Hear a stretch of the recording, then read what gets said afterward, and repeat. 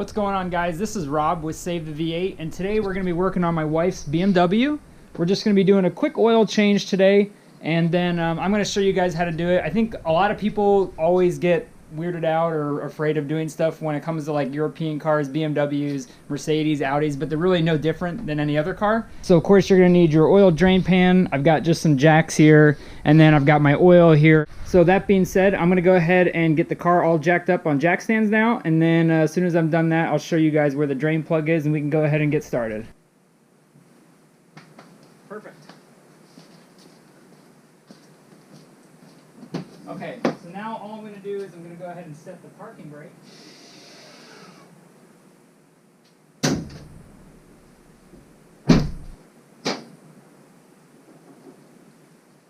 And of course, it's filthy because it's my wife's.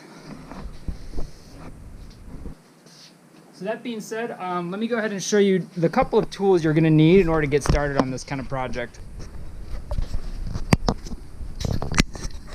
So what you're going to want for this is you're just going to need an 8mm socket removal tool and or like a screwdriver bit. So luckily with my sort of craftsman set here, I have a screwdriver, and then these guys just sit down right inside the screwdriver. So you're going to need an 8mm socket or a bit that you can put on your screwdriver like I am here. So we'll go ahead and do that. And that's to get the plastic cover off underneath the car so that we can access the drain plug. And then coming around to the other side, another thing you're going to want is you're going to need a 17mm deep socket. You can use the standard one, it's just kind of hard to get up in there sometimes. So if you have any of these deep sockets lying around, they're perfect. The oil drain plug is a 17mm bolt. And then obviously a good torque wrench. Obviously this one probably is not the best torque wrench you can buy. This is just a Harbor Freight torque wrench, but you're going to want a torque wrench. BMW is really particular about the specifications on what everything gets tightened to. So if you think, hey, I'm just going to hand tight this, or I think it's about right, or I mean, you could probably get away with it, but I'd rather be extra careful, especially because it's my wife's car, and if she gets stranded, it's going to be my ass picking her up. And then last but not least, you're going to want this oil filter removal tool. So I know I mentioned this earlier. This is the guy that sits down right on top of the oil filter cap. So you'll see it kind of just slides right over top, and then you can either put a just a normal 3/8 inch ratchet inside of here. It can go right in and you can turn it, or you can get a bigger nut, you know, or like a socket that fits over this larger nut. I'm just going to go ahead when I do it and use a 3/8 ratchet so I can stick that right down inside the square, and then we can twist this guy off. So again, that just goes over the cap, and then you can see here the markings on the cap is that's going to be the torque specifications that we want to tighten it to once we get it back on. But first things first, let's go ahead and get down underneath the engine, and we'll drain all that old oil out. And then once we have the old oil drained, we'll move on to the filter up here. We'll replace all of that while we wait for the remainder of the oil to drain, and then we can start pouring the new stuff in. Okay. Alright, so I've got my light now, and I'll show you what I'm talking about. So right under here is, so we're underneath the car now. This is all just a big plastic cover that's like a windshield. You know, it resists wind underneath the car, so it keeps everything nice and aerodynamic. And then right back here is where your 8mm screws are supposed to be. So just in this area here, there's one, and there's two, and then there's your oil drain plug right there. So that's the oil drain plug. Obviously, in this case, that cover is not even on the car. It's completely missing. So we will not be removing it. It's already been done for us. So all we're going to do is we're going to go ahead and get our 17mm socket. We'll take the drain plug out here. It'll drain all the oil, and then we'll go ahead and start putting the fresh oil in. All right. So we've got our 17mm socket on the nut now. And we're going to go ahead and just break it loose. So again, they're not tightened very tight to begin with. They're actually torqued very specifically. So again, you shouldn't have an issue. If you do, you probably put it on too tight. So I'm basically just going to thread this drain plug out completely by hand as much as I can, until I'm basically holding it in, and there's like not even a thread or two left, and then I'm just going to pull it straight down and out like so.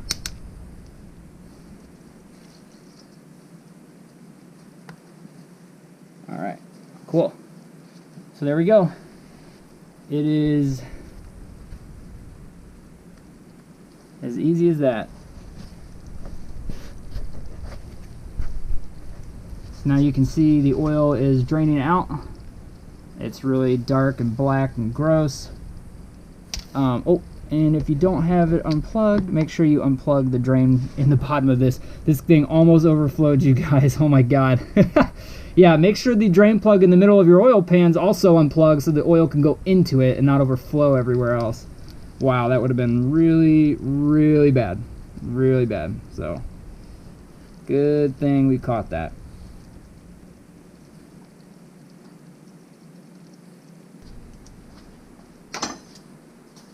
Okay, now we're back on top of the car.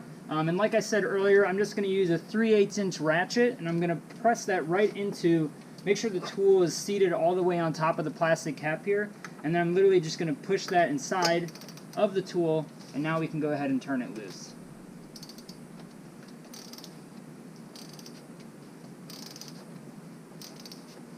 Alright, and then one of the other things you'll want to do, just a little top tip, if you really want to make this as clean as possible, loosen the oil filter cap here just enough, like maybe 2 or 3 threads, and what'll happen is there's a little bit of oil still stuck inside of this housing, so that'll all drain out. It'll kind of flow down into the engine, and so if you give it just a few minutes after you make that first separation or first loosening, it'll give it a chance to all get out of there, and then that way when you take it off the rest of the way, it doesn't get all over the place. So I'm just going to go ahead and continue loosening now, and now it's pretty much hand loose, so I can take my wrench off. I'm going to take my oil filter removal tool off if I can. Sometimes you can't, they kind of get stuck on there. If it does, no big deal. We're going to just go ahead and unscrew it the rest of the way. And then what you're going to want is to just kind of hold it up here. So you can see, let me grab it over here so I can show you guys better. This is the old oil filter, so you can see it's really gross, and there's a lot of oil down inside of here. So just give it a second to drain. That way you're not making a mess everywhere. And then we'll go ahead and replace this. Alright, so I just went ahead and I grabbed a little Walmart shopping bag here. That way I can take this out, and then I can just put it right inside this bag, and that'll help prevent us from making a big mess of things. Alright, perfect. So now that I've got it inside my bag here, I'm going to go ahead and just get my tool off. Take the oil filter out. It just basically, it's a compression fit style filter. So you can see on the housing here, it just has a bunch of almost like a mesh sort of style to it, and then the oil filter just sits down right on top of that, so it's more of a compression fit. You push it in there and then you slide it all the way down and it just kind of sits in place. So we're going to just stick the old oil filter in here, that way we don't make a mess. And then now I'm going to just go ahead and get my oil filter removal tool off if I can. Sometimes they get stuck, obviously in my case. So you can just go ahead and set that aside for now. And then the only other thing you need to do with these guys, and again this will all come with the replacement filter, is you need to go ahead and remove the old seal. So there's this little green seal here, you're going to want to remove that, and then there's also this black one, and you need to remove that as well. So the new filter, like I said, is going to come with brand new gaskets for both the outer ring and the inner. So I'm just going to stick a flat head underneath there and pry it up just enough, obviously being careful not to scratch the housing, because if you do that or ruin any of these plastic threads, you're not going to be going anywhere anytime soon. So I just kind of remove it like this, grab it with my fingers, and then I kind of slide my fingers around the sides. There it goes, and it pops right off. So this is trash, you're not going to reuse that. We'll go ahead and throw that in our trash bag as well. And now we're going to do the same with the green one. Again, being very careful. The green one's on there a lot tighter, I will say that. So if you're having trouble getting it off, that's pretty normal. It's a much smaller O-ring, so it will probably frustrate you a few times before you actually get it. Okay, so here's the new filter. Inside of the filter comes this plastic bag. There's your crush washer for the drain plug, like I mentioned earlier. You've got your larger black seal, which goes around the outer ring of your oil filter cap. And then you've got your green one, which goes on this little nipple here, sticking out from the cap, so that just kind of covers that up right there. So we're going to go ahead and rip this open. And then one thing I like to do, just to be sure, because you never know if the guy at the parts counter is giving you the right stuff or not, I like to just take the new filter out and compare it to the old one. In this case, they're the exact same, so you know you got the right stuff. If for some reason this one's way bigger or way smaller, or the diameter was completely different, then you would know, and I wouldn't go ahead and suggest putting it in your car, as that would mess things up. Alright, so let's go ahead and open this guy up here. First we'll grab the big black one. So again, just stretch it over until it sits right on top of it. And then I'm just taking a little bit of the leftover oil from inside of the oil housing here, and I'm just rubbing that along the side of the gasket here. So we're going to make a nice, good seal when we put it all back together. All right. We're going to do the same with the green one. All right. So same deal. If there's crud on here, you can wipe it away. Otherwise, with this guy, I'm just going to get my finger a little bit wet. Don't need much. Just rub it on my fingers a little bit. And then you're going to just slip it right over top of this guy here.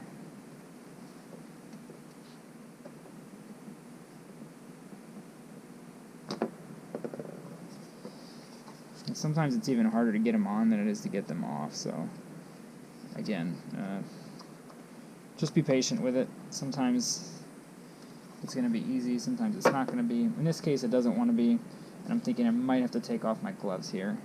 I was trying to prevent myself from getting oil over my hands, but, you know. Oh, there we go. We got it. Alright, now that guy's on just like that, so we're good. So before I go ahead and put the oil filter in the oil housing here, I'm just going to set this aside for a second. And let's go ahead and move under the car, because by now all of our old nasty oil should be drained out, so we can go ahead and take this crush washer that came with the kit. We're going to put that on top of our drain plug, and we're going to put the drain plug back in the oil pan and torque it to spec. Alright.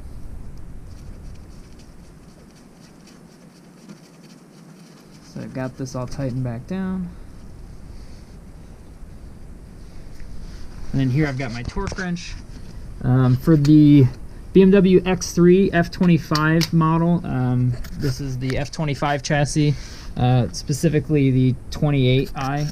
It's going to be 18 foot-pounds, or about 18.5 foot-pounds of torque that we want to torque this bolt to. So I've already got my wrench set, and now we're going to go ahead and torque it. And it's really, again, it's not much on these guys. So as soon as it clicks here, you know you're good.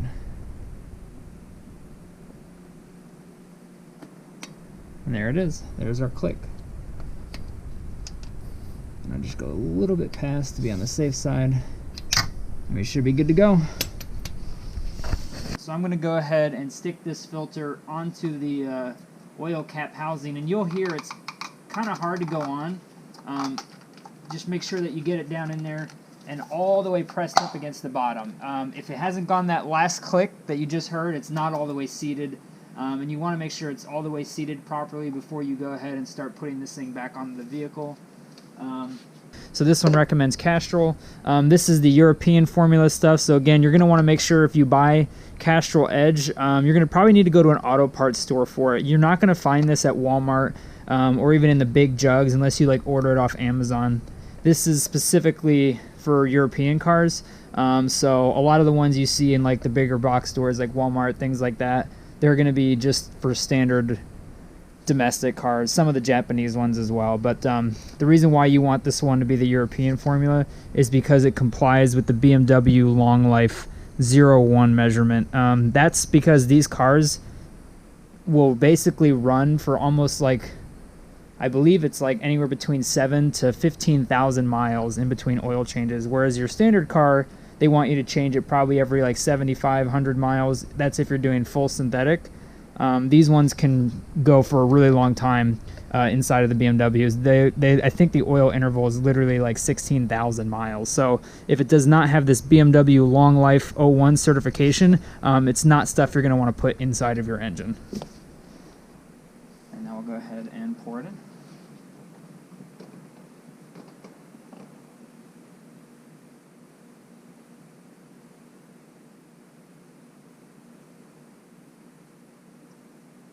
There's one. Make sure you just give it a second to drain out here.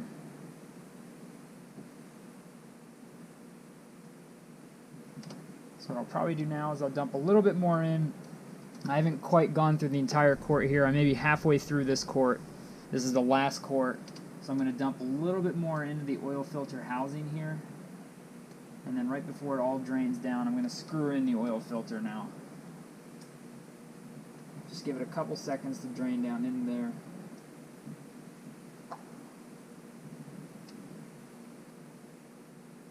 That should be good. And then I'm going to go ahead and start to screw this in. So that's going to be 25 Newton meters, which should be around 18 foot-pounds of torque, which in this case it is. It's exactly that. So I'm going to go ahead and stick my torque wrench, make sure it's on Tighten mode. Place it right down inside of the oil filter housing, which it is. So we're going to go 25 Newton meters, and then we pause, and we do another 5. So there it is. Now the oil filter housing, or the cap, has made contact with the housing, and there it is. So there's 25 Newton meters, right? My wrench is clicking. I can't take it any further. So now what we'll do is we'll take it up 5 more, and that's my torque wrench telling me I'm all the way torqued, so I'm good. Now I just gotta once again wiggle off my cap here, my little tool, and then last but not least, take our oil cap and back on it is. That's on there, and that's it. Let's go ahead and close all this up, and then we'll go ahead and check the engine oil level. Interestingly enough, I know you guys are probably thinking, if you've not seen a video of a European car before, or at least the BMWs, I don't know if this is the same for Mercedes or for Audi or for Volkswagen, but these cars do not have a dipstick. So I just put all that oil in there, and I have no way of knowing if I put in too much or too little. It actually uses an oil sensor, which is mounted on the oil pan to tell me through the car's computer what the oil level is. So the only thing we can do is just hope that we measured everything right, which in this case we did. We'll back the car off so it's on a nice level surface, maybe take it for a 10-minute drive, and while it does that 10-minute drive, it'll cycle the engine oil level, and that sensor will tell us exactly how much we've got in here. So I'll show you guys what that looks like, but we're done under here, so let's go ahead and close it up.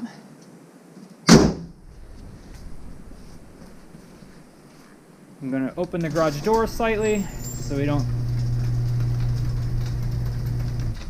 kill ourselves with exhaust fumes, because that would also be bad. And then last but not least, we just grab our keys, get in the car.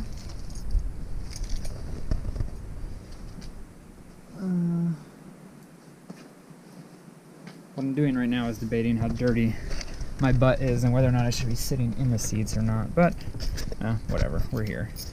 This one doesn't need to go anywhere, it just needs to be in the car. So what we're going to do is we're going to turn the car on by just pressing the start stop button once. Don't put your foot on the brake. If you hold the brake down when you press this, it's just going to start the engine. Right now I just want to turn the car on. So I've just done that.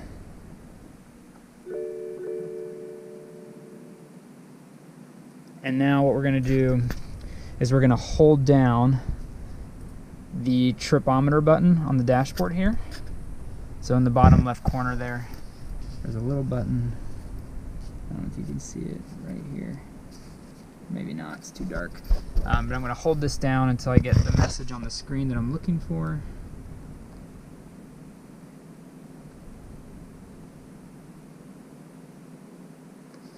Okay, it's saying I had 4,100 miles left on my oil changes. I never go the full 16,000 miles, so that's why it's got a few miles left. So it's asking me would I like to reset that. My answer is of course yes, so I'm going to hold down. Oh, it disappeared. I'm just going to hold it down again. It's asking me do I want to reset the mileage for my oil. I'm going to hold it down yes to confirm. So now it's asking me a question mark, are you sure you want to reset?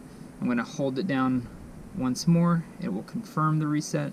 Reset in progress. Now we just wait. Okay, and as you can see, it set it to another 15,000 miles, or the year 2020. Again, I never go that long with any car. Maybe I'm just being paranoid. Maybe they are meant to do that, but I'd rather not take the chance, especially because I like to drive my cars into the ground. So this one's got 61,000 miles right now. Hopefully it'll last me 200,000 if we're lucky. But other than that, it should be good to go. Now all we're going to do is we're going to turn the engine off again, or turn the car off again. So I'm just going to press the button once more. So now we're off. And sometimes I just cycle the locks. Now we can hold the engine, now we can hold the foot pedal down and press start. We'll see what we get.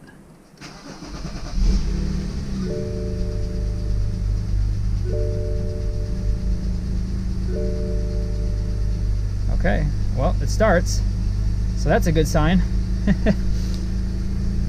And I don't know if you could have heard it on the GoPro or not. Hopefully the GoPro picked up that audio. I had the door open so you could hear it. Sometimes you'll hear some ticking noises when you first start the engine. Sounds like a very metallic-y or almost like a clicking or a ticking noise. Those are the lifters in the engine moving up and down. So until they get really coated with oil, because you just drained it all and did the oil change, it's gonna take a second, but then it'll smooth out and it'll quiet down. So it should sound like it does right now, which is perfect. Great. And then I'll show you real quick on the computer. So now we're back inside the car. We're going to use the BMW iDrive system, and we're going to start by clicking the menu button here. So you just press that, and this brings up the full menu on the car. We're going to go down to Vehicle Info, and then from Vehicle Info, we're going to go to Vehicle Status. And here you can see tire pressure monitor, that's good. We're gonna check the engine oil level, and in this case it was already on it. So here you can see it says the engine oil level is okay. Here's your min and max. This is the equivalent of your dipstick inside of the engine, except it's all done through the computer now.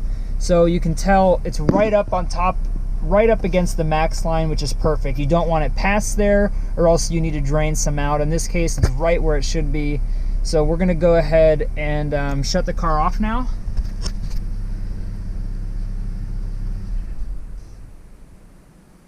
We're going to go back to the main menu.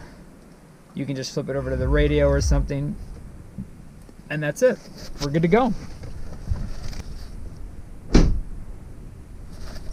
So there you have it, guys. That is how you change the oil on a BMW X3. This is good for all 2009 to 2012 models. In this case, it takes 7 quarts of oil for the N52 motor. It's an inline 6, naturally aspirated. They're really easy to work on. So don't be deterred if you think it's any harder than it is to change any other car. It's not. It just takes a couple extra steps and a little bit of know-how, and you can do it too. Let me know what you guys think in the comments. Obviously, this is not a V8, so it's a little different than the normal stuff you guys are used to, but I figured, hey, it's been about a month since I made the last video, so I wanted to bring you along for the ride. Hopefully you guys liked it. If you did, please give it a thumbs up. Subscribe if you're not already subscribed. Follow me out on Instagram, and remember everyone, save the V8.